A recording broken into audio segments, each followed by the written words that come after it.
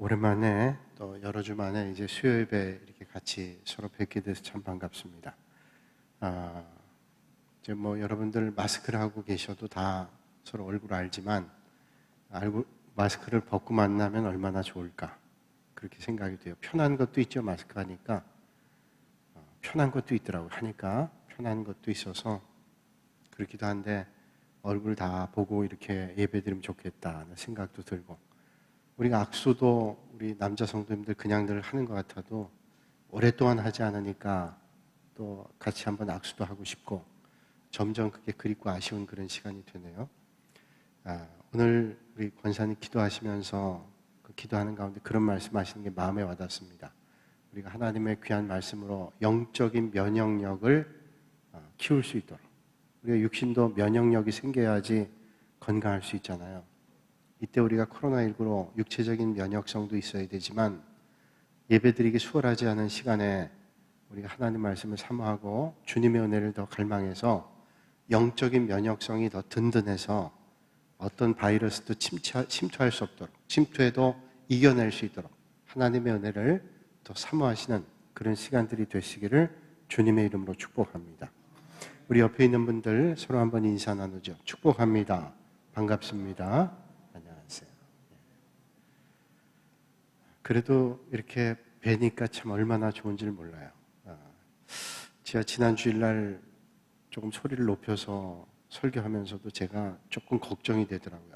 내가 좀 진정하고 설교를 해야 하는데 지난번 제가 너무 주일날 소리를 지른 것 같아서 죄송하다. 특별히 앞에 계신 분들 하면서 이게 또 걱정이 되지 않을까 해서 새벽 기도는 훨씬 공간이 좁아서 월요일부터는 제가 마스크를 하고 예배를 드립니다. 마스크하고. 그러니까 저도 마음 편하고 앞에 계신 분들도 마음 편하실 것 같아요. 그런데 그렇게 마스크하고 예배 드리니까 아마 저는 여러분들 마스크한 걸 뵈지만 여러분들이 제가 설교할 때 마스크를 하면 아마 그냥 설교보다 한 100을 설교라고 보면 한 30% 정도는 덜 들릴 것 같아요. 우리가 입의 모양 가지고도 말씀을 듣고 표정 가지고도 말씀 듣고, 제가 설교할 때도 여러분의 표정과 얼굴을 보면서 이게 주고받는 게 말씀인데 전혀 표정이 안 보여요. 하품하는 것도 안 보이고 조는 것도 안 보여요. 이게 마스크를 했는데 눈도 잘 안 보여요. 작아서 그런 게 아니라 잘 안 보여요. 그래서 아쉽다 하는 그런 생각 같습니다. 그러나 어려운 중에도 우리가 하나님을 사모하는 마음을 더 배로 늘리면 하나님께서 오늘도 이 밤에 은혜를 베풀어 주실 줄로 믿습니다. 자, 요한계시록이라는 성경, 이제 오늘 우리 4장 말씀인데, 이 요한계시록이라는 성경은 좀 독특하죠.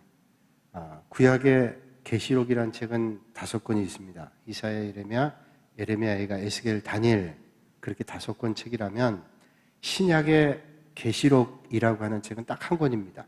요한계시록 1권이죠.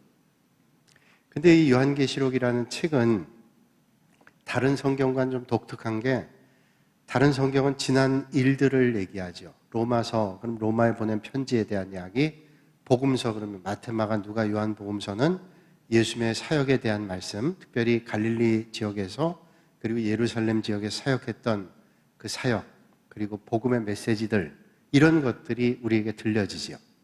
근데 요한계시록이라는 책은 과거에 대한 말씀이 아닙니다. 요한계시록은 미래에 대한 말씀이에요. 장차 있을 일들을 말씀해주고 있어요.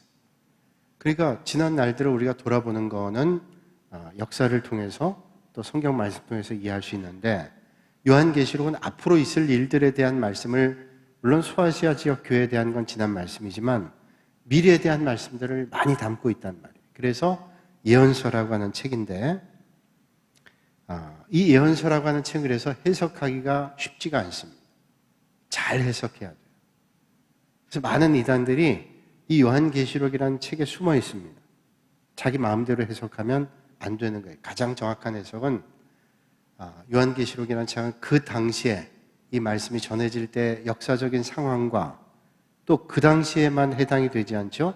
그 말씀이 오늘 우리에게 어떤 말씀을 주시는가, 이걸 적절하게 해석해야 되는 겁니다. 그러지 않고 그때 상황은 전혀 생각하지 않고 그냥 오늘에만 적용해 버리면 이게 조금 빗나가게 해석될 수가 있다는 겁니다. 그래서 요한계시록이라는 책은 우리가 함께 나누기가 참 쉽지 않은 그런 책입니다. 제가 요한계시록을 준비하면서도 기도했어요. 내가 하나님 말씀 잘 전해야 되는데 좀 부담이 돼요. 그러나 이 말씀을 전하면서 저도 배우고 또 하나님께서 우리에게 보여주실 일들을 기대하면서 이 어려움 때 하나님의 은혜를 간구합니다. 그래서 신학자들 가운데도 요한계시록을 잘 해석 안 하려고 그래요. 왜? 쉽지 않으니까. 어렵고 부담이 되기 때문이죠.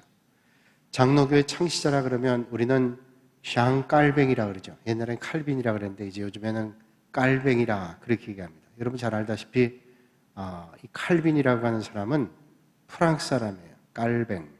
프랑스 사람에게 프랑스 발음으로 이름을 얘기해 주는 게 맞죠. 우리 일제강점기 때 우리나라 사람들이 우리 이름을 다 뺏겨가지고 일본식 이름을 줬습니다. 그러면 우리는 참 섭섭하고 아쉽죠. 내 이름이 저게 아닌데 일본식 발음을 해주면. 그래서 프랑스에서 공부하고 오신 학자가 그때부터 우리는 깔뱅이라고 하는 게 맞습니다. 샹 깔뱅이라 그렇게 했는데 그래요. 그게 맞는 것 같아요. 깔뱅. 이 깔뱅이 프랑스 사람이지만 스위스에서 종교개혁을 했던 그런 사람이죠. 이 깔뱅이 이런 말을 했습니다.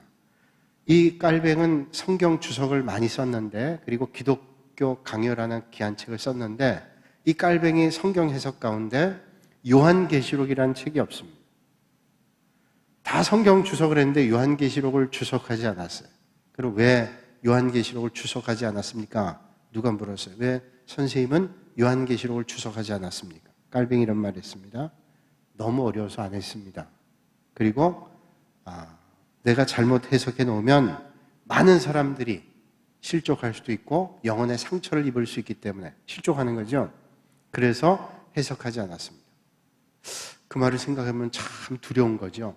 하나님의 말씀을 우리가 하나님의 말씀을 내 마음대로 해석한다. 무서운 일이죠.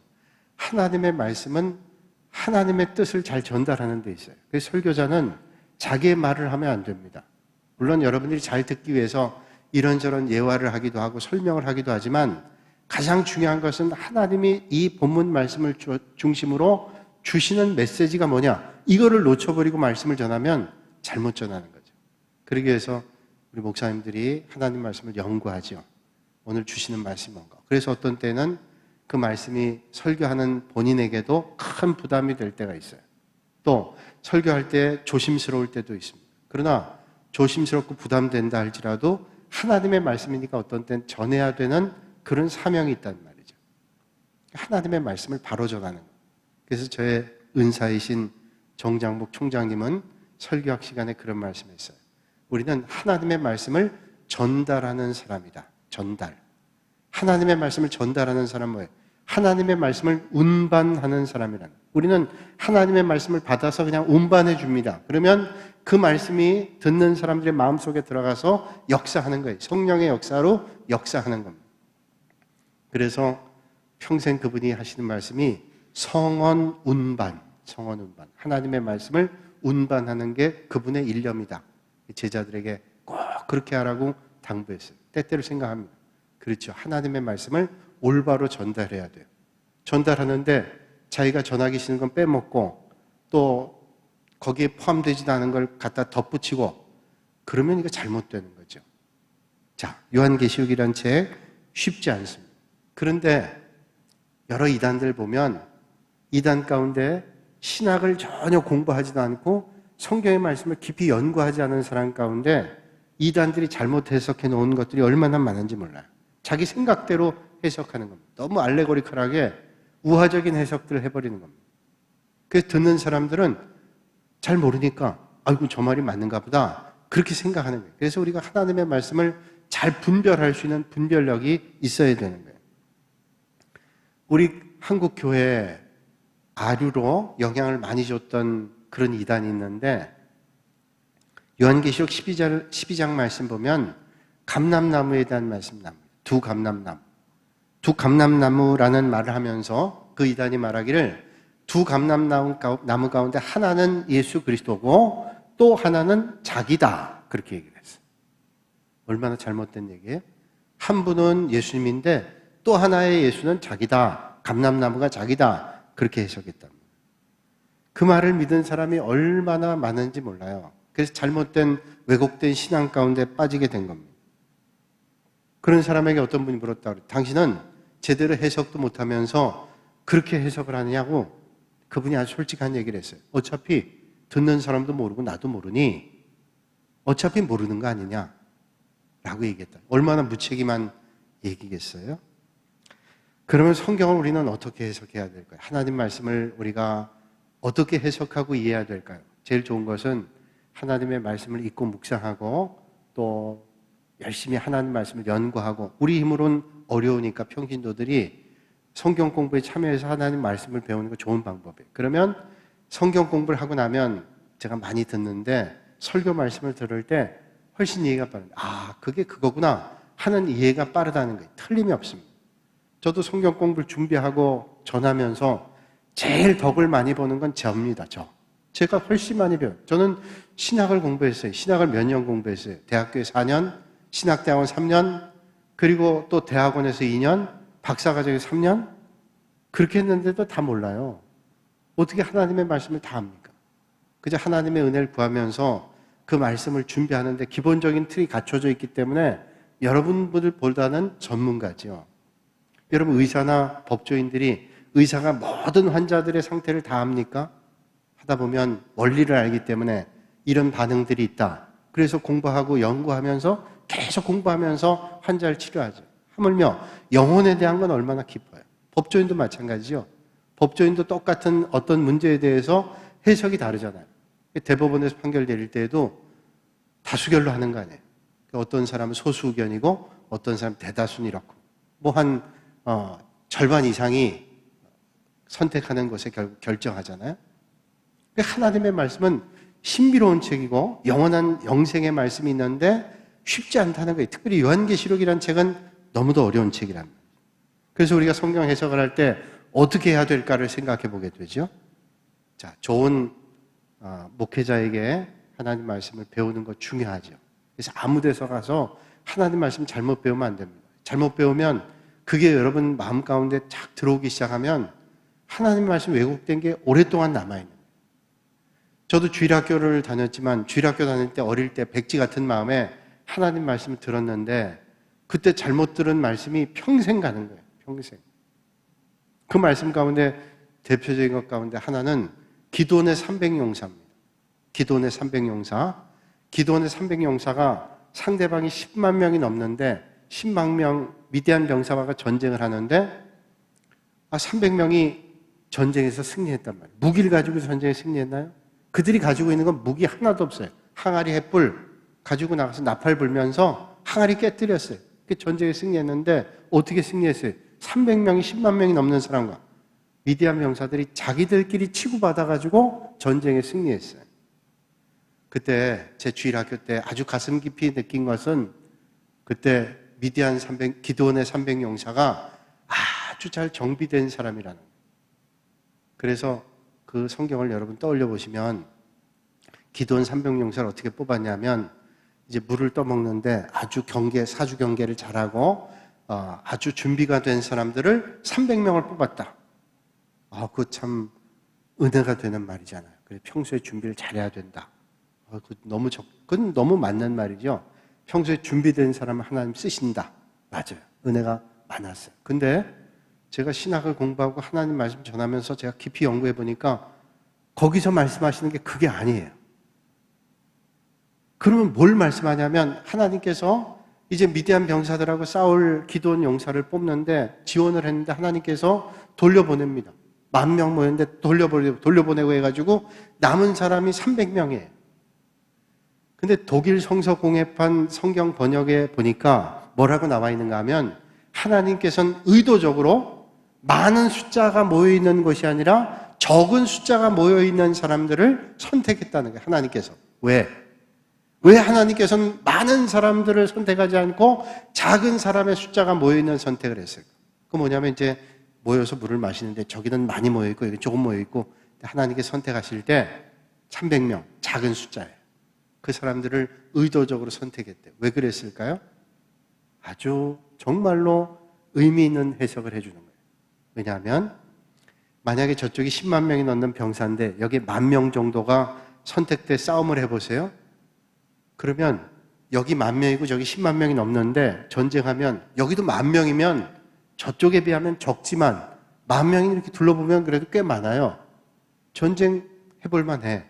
그리고 그러다가 혹시 이겼더라면 어떤 생각할까요?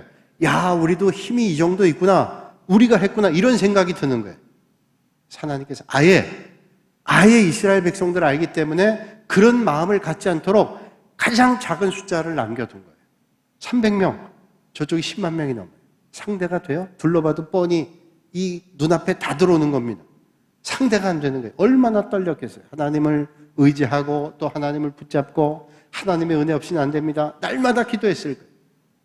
그리고 전쟁에 승리했어요. 무기 하나 안 쓰고 전쟁했어요. 자기들끼리 치고받아서 전쟁에 승리했어요. 누가 하신 거예요? 누가 했어요? 우리는 당연히 고백할 수밖에 없어요. 이건 우리가 한 게 아닙니다. 내가 한 게 아닙니다. 하나님이 하신 게 틀림이 없습니다. 하나님께서는 그런 역사를 보여주시기 원했다는 거예요. 하나님께서 오늘도 그러신 거죠. 우리 인간은 얼마나 교만한지를 몰라요. 우리 인간은요, 조금만 뭐가 되면 자기가 한 줄 압니다. 그건 뭐 저도 마찬가지. 그래서 날마다 생각하지 않으면 안 돼요. 야, 이렇게 된 건 나다라는 생각이 들 때 큰일 날 일이구나. 이게 하나님이 하신 겁니다. 하나님이 하신 걸 놓쳐버리면 그때는 오르막길이 아니라 내리막길로 점점 나락으로 떨어지는 길이에요. 그러니까 여러분 삶의 자리에 하나님의 은혜 때문에 잘 된다면 주님의 은혜를 기억하며 하나님을 찬양하실 수 있는 여러분들이 되시기를 주님의 이름으로 축복합니다. 주님께 영광 올려드리면 하나님께서 기쁘셔서 여러분들 높여주세요. 근데 높여주시면 그런 사람은 하나님의 은혜를 떠올리기 때문에 안 떨어져요. 늘 하나님께서 높여주시면 하나님께 영광 올려드리잖아요. 근데 모르는 사이에 교만해질 가능성이 많아요. 저는 예외일까요? 여러분 가운데 많은 사람들이 예외가 아닐 거예요. 쉽지 않아요. 우리가 연약함 때문에 하나님 더 의지하는 거죠. 성경엔 그것뿐 아니에요. 하나님께서 이스라엘 백성들을 너무도 잘 아시기 때문에 가나안 땅에 들어갈 때 여리고성을 만나잖아요. 여리고성을 도는데 매일 한 바퀴씩 돌고 마지막 날 7바퀴를 돌라 그래요. 그러면 6바퀴를 돌고 마지막 7바퀴를 도니 13바퀴를 도는 거예요. 그리고 마지막에 어떻게 해요? 그 6바퀴를 돌면서 13바퀴를 돌면서 하나님께서 성경에 말씀하기를 너희들 절대로 들레지 말라. 예전 성경에 말씀하는데 그건 뭐냐? 입을 열지 말고 입을 딱 다물고 돌라는 거예요. 이스라엘 백성들이 가나안 땅을 무너뜨려야 되는데 뭐 무기를 가지고 가서 가나안 땅 무너뜨립니까? 돌 던져서 무너뜨리나요? 전혀 안 그러죠. 조용히 돌라는 거예요. 조용히. 왜 조용히 돌라 그래요? 제가 여러 번 말씀드렸지만 만약에 누군가 입을 열었다라면 부정적인 말도 나왔어요. 우리가 돌긴 도는데 이거 지금 이 여리고성을 무너뜨리고 들어가야 될 지금 상황인데 하나님께서 답답하게 여기를 돌기를 원하시냐고 누군가 얘기했더라면 그 말에 동조하는 사람이 있을 거예요. 맞아. 하나님께서 여태까지 인도하셨다 그러는데 이제 우리가 여기 와서 몰살되게 하게 하시는 거 아니야? 그런 의심의 마음, 불신의 마음이 생기게 됐더라면 가나안 땅에 못 들어갔을 거예요. 하나님께서 아시고 조용히 입 다물고 들어가라는 거예요. 그리고 마지막에 소리를 외치죠. 손 하나 까딱하지 않아요. 하나님께서 역사하시는 거예요. 여리고성이 무너졌는데 고고학자들이 연구를 했더니 그 여리고성이 여러분 제가 말씀드렸죠? 여리고성을 무너뜨리면 이게 안으로 여리고성이 무너져야지 맞죠? 치고 들어가니까. 그런데 여리고성이 안에서 밖으로 터졌대요. 이거는 무너진 게 아니라 터졌다 그러죠. 터졌어요. 누가 하신 거예요? 하나님. 왜 그러셨을까요? 만약에 그런 걸 자기들이 했다라고 생각하는 마음이 들기 시작하면 교만이 들어와서 하나님께 영광 올려드리긴커녕 자기를 높이게 급급할 거예요. 급급할 거예요. 하나님 아신 거예요. 근데 아니나 다를까 이스라엘 백성들이 여리고성 무너뜨리고 그 다음에 아이성 무너뜨릴 때 어떻게 했어요?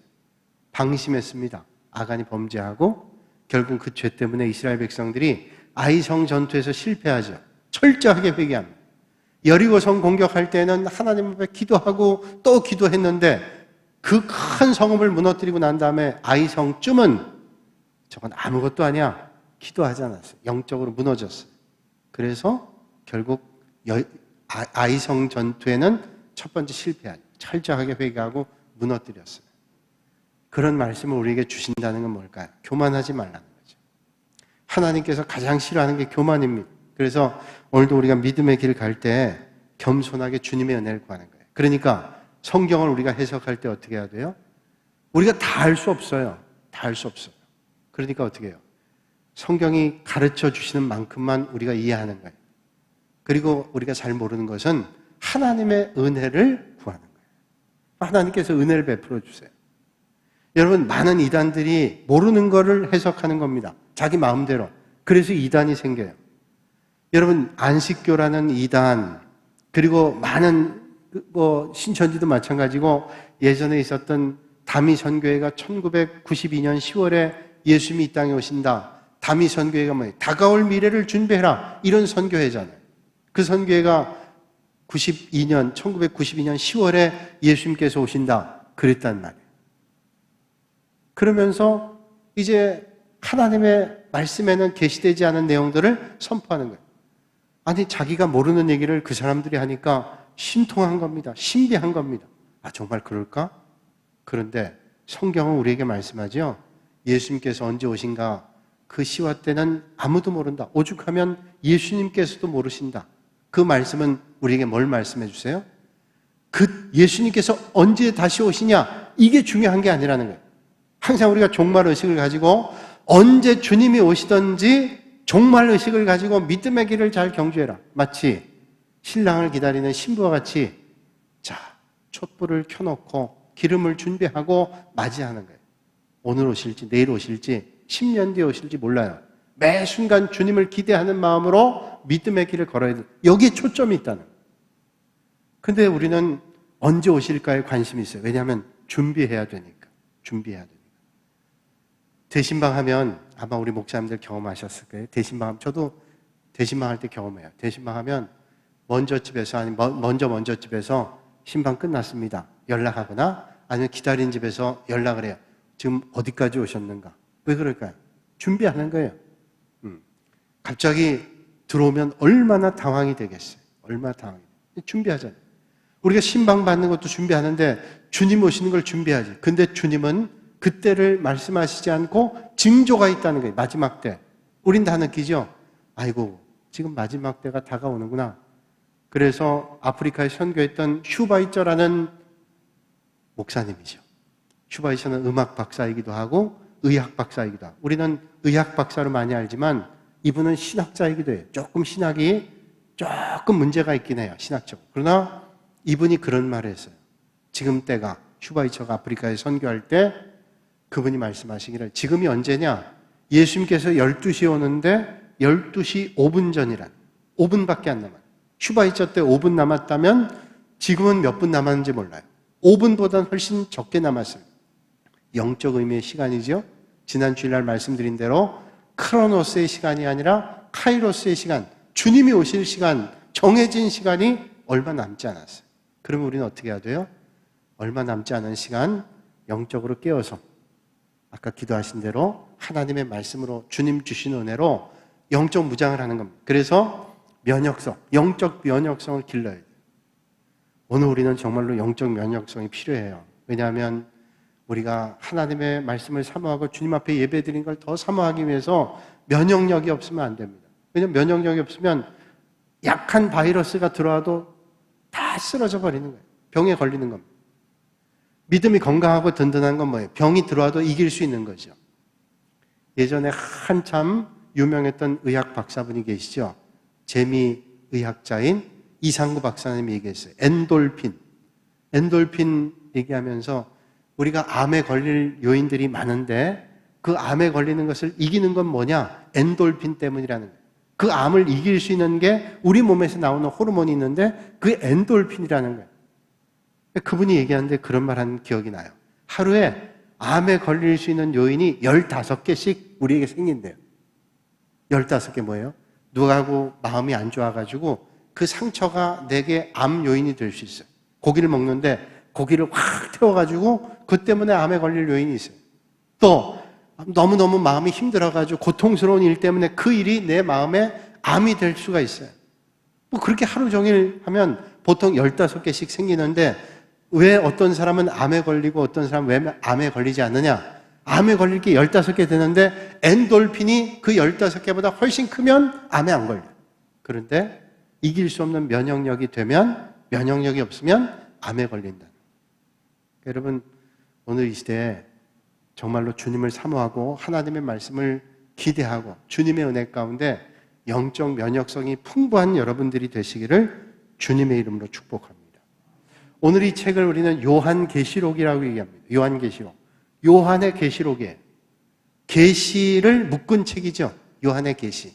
우리가 잘 알다시피 요한은 에베소, 서머나, 버가모, 두아디라, 사데, 빌라델비아, 라오디게아 교회가 있는 소아시아 지역, 오늘로 얘기하면 터키의 서남쪽에 있는 그 에베소, 가장 서쪽에 남쪽에 있는 에베소라는 교회, 에베소라는 도시에서 한 7, 80km 떨어진 섬, 밤모섬이라는 곳에 그가 복음을 전하다가 미움을 받고 밤모섬에 유배가 됐습니다.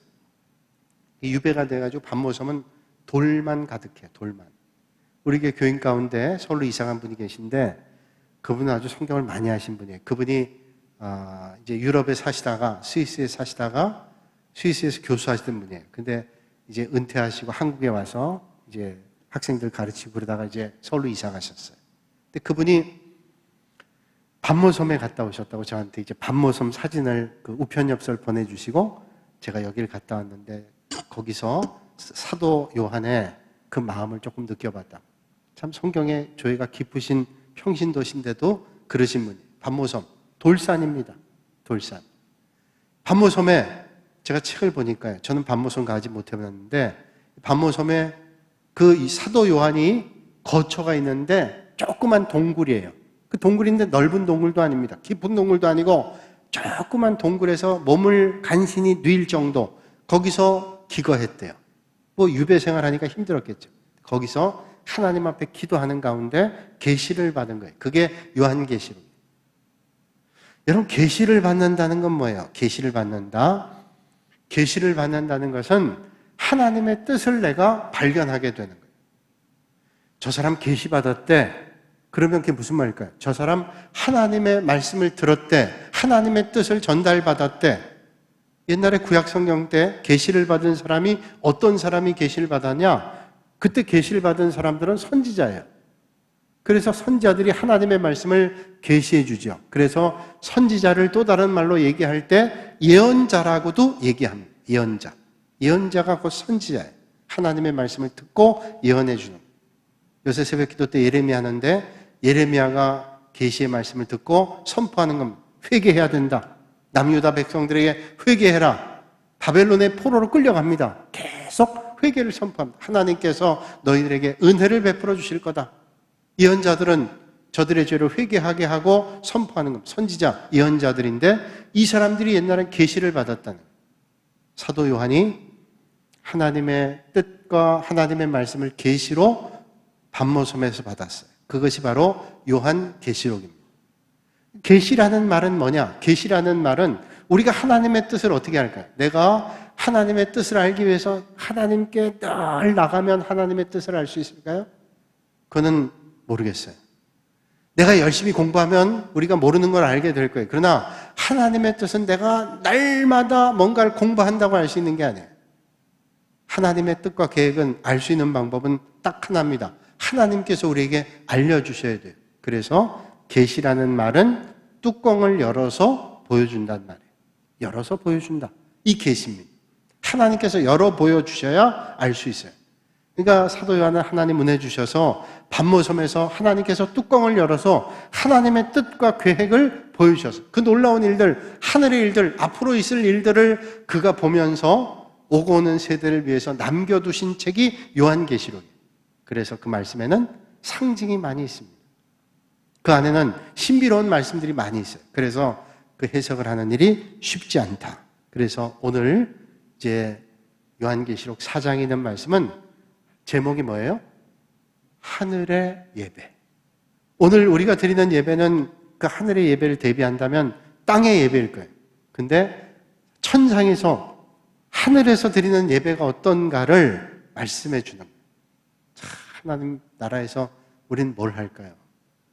제가 언젠가 어떤 목사님 말씀 들으니까 그 말씀이 참 맞는 것 같아요.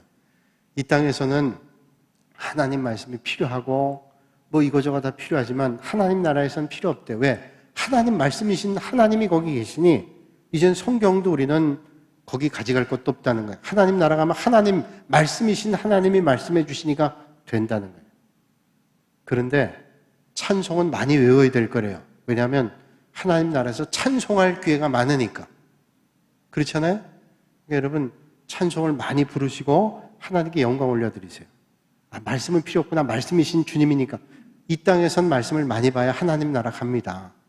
주님 뜻대로 살아야 되니까. 그러니까 하나님의 말씀과 하나님 앞에 기도하고 찬양하는 일을 애써야 된다는 거죠. 하나님 나라에 가면 매일 예배 드릴 거예요. 그러니까 하나님 나라 가는 건 예배 잘 드리는 사람은 하나님 나라 가면 기쁨인데 예배 드리는 거 싫어하는 사람들은 하나님 나라 가면 얼마나 힘들겠어요. 매일 예배 드리니까. 아침 먹고 예배, 점심 먹고 예배. 그러니까 예배 드리는 거예요. 예배. 하나님께서 영광 받으시는 거예요.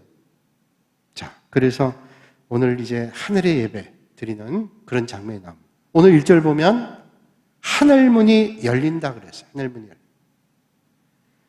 그러니까 뚜껑을 열어서 요한에게 지금 보여주신 게 있는데 계시라고 하는 건데 하늘문이 열렸다는 거예요.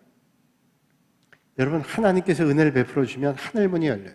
여러분 오늘도 여러분의 자리에서 삶의 자리에서 하늘문이 열려서 하나님의 복과 은혜가 여러분의 삶의 자리에 넘치실 수 있기를 주님의 이름으로 축복합니다.